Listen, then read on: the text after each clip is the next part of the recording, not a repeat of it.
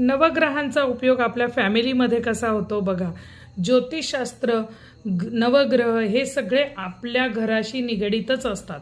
मी नेहमी माझ्या कवडीशास्त्राच्या ज्योतिषशास्त्राचे जे मी क्लासेस घेते त्याच्यामध्ये सुद्धा हेच समजवते. तुम्हाला जर का नवग्रहांच्या प्रकोपापासून जर वाचायचं असेल, स्वतःला वाचवायचं असेल, तर त्याच्यासाठी तुमची फॅमिली तुमच्यासाठी फार मोठं काम करते. हे मी नेहमी माझ्या क्लासमध्ये सांगते. तर ते कसं शॉर्टकटमध्ये मी तुम्हाला सांगते. जर का तुम्हाला सूर्यग्रहाची कृपा तुमच्यावरती हवी असेल तर रोज आपल्या वडिलांना नमस्कार करावा. जर का तुम्हाला मंगळ ग्रहाची कृपा तुमच्यावरती हवी असेल तर तुम्ही तुमच्या मोठ्या भावाला नमस्कार करावा.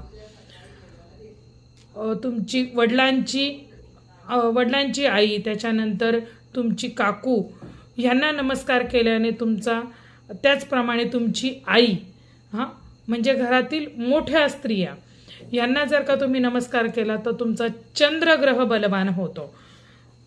मंगळाचं तर मी सांगितलंच, मोठा भाऊ. त्याचप्रमाणे बुध ग्रहासाठी तुम्हाला मोठी बहीण, तुमच्या घरामध्ये जर का मोठी बहीण असेल तर तिला नमस्कार केला तर तुमचा बुध ग्रह स्ट्रॉंग होतो. गुरुग्रह तुमचा स्ट्रॉंग करण्यासाठी तुम्हाला गुरु, ब्राह्मण यांना नमस्कार करायचा आहे. म्हणजे घरामध्ये जर का सद्गुरूंचा फोटो असेल, नसेल तर दत्तगुरूंचा असेल, स्वामींचा असेल तर त्यांना नमस्कार करा. गुरु बलवान होईल. शुक्र बलवान होण्यासाठी तुमची मोठी बहीण, त्याचप्रमाणे तुमची पत्नी, सगळ्यात महत्त्वाचं स्त्रियांचे ब्लेसिंग्स तुम्हाला मिळणं गरजेचं आहे.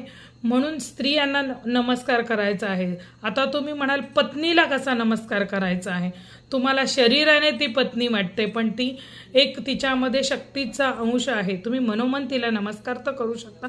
तिच्याशी 2 शब्द गोड बोला, तिचा आशीर्वाद तुम्हाला प्राप्त होईल. तुम्हाला जर राहू, केतू, शनी यासारखे ग्रह बलवान करायचे असतील तर तुमचे आजोबा, तुमचे काका, घरातील म्हातारी लोक यांना तुम्ही नमस्कार केल्याशिवाय घराच्या बाहेर पडू नका. तुमचा शनी ग्रह हा स्ट्रॉंग होईल.